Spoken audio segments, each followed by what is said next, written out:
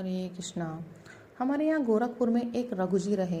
आप लोगों में से बहुतों ने उनको देखा होगा। सिंध के रहने वाले थे। ग्रेजुएट पढ़े लिखे योग्य पुरुष थे।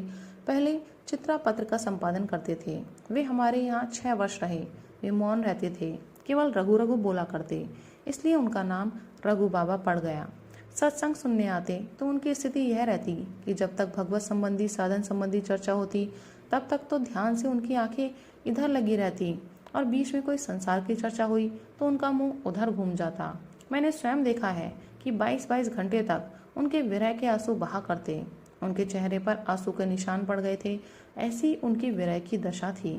उनके पास पूजा में भगवान राम, लक्ष्मण, सीता और हनुमान जी का एक चित्र था। उसके दर्शन वे किसी को नहीं कराते थे। उनके लिए वह चित्र नहीं था, साक्षात भगवान थे। एक दिन लोग उनसे बहुत आग्रह करने लगे कि आपके भगवान का एक बार दर्शन कराइए। बहुत आग्रह के बाद स्वीकार किया। बड़े संकोची स्वभाव के थे। वे बोले कि नहाकर एक एक आदमी आओ, बिना नहाए कोई ना आए। सब लोग नहा नहा कर आए। वे चित्र को हाथ में लेकर खड़े हो गए। 2-4 कदम दूर से दर्शन कराते। अधिक देर किसी को सामने नहीं रखा। जल्दी जल्दी दर्शन कराकर सबको भेज दिया। वे अपने ठाकुर जी को 3 पाव का भोग लगाते। हम लोग तो ऐसे ही बलासी डाल देते हैं। वे सवेरे अंग्रेजी में एक कागज पर लिखकर मुझे दे जाते कि आज अमुक चीज रघु के लिए चाहिए। वैसी ही व्यवस्था उनके लिए कर दी जाती थी। वह 3 पाव का प्रसाद सारा का सारा समाप्त हो जाता था। किसी किसी दिन तो केवल करेला। अब उनकी बातें वे जाने या भगवान जाने। हमने तो उनके भगवान को अंदर जाकर खाते देखा नहीं, इसलिए हम कुछ कह नहीं सकते। पर विश्वास करने की बात है, क्योंकि भगवान खाने वाले थे, केवल चित्रपट नहीं था। एक दिन उन्होंने केले मंगाए। केले शायद कुछ नरम आ गए या कुछ खराब आ गए। दोपहर के समय में बैठा था तो मेरे पास आए और झरझर आंसू बहने लगे। मैंने कहा, महाराज क्या बात हो गई? तो उन्होंने अंग्रेजी में लिखकर बताया कि रघु कितना सुकुमार है, वह तो राजकुमार है, उसके लिए केले खराब आ गए।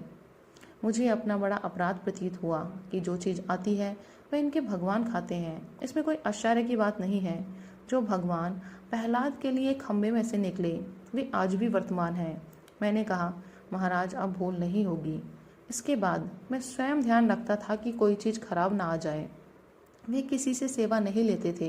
यहीं पर उनका देहावसान हुआ। जिस दिन देहावसान हुआ उस दिन भी शाम को अपने हाथ से कुएं से पानी निकालकर वे नहाए। रात को 3 बजे जटायु की स्तुति करने लगे। दिन रात में 2 बार जटायु के मरण काल की स्तुति उन्होंने दूसरे आदमी से सुनी। 6 वर्षों में एक बार मुझसे बोले। मैं उनकी कोठरी में गया तो वे बोले, मैं तो प्रेम दीवानी, मेरा दर्द न जाने कोई। बस उनकी वाणी से इतने ही शब्द सुने गए। यह साधक का आदर्श है। अब आपको उनके देहांत के बाद की बात बताऊं। वे एक बार चित्रकूट गए थे। उस समय देवरिया के मुंसिफ थे श्री कृष्णचंद्र श्रीवास्तव। वे साधुओं के भक्त थे।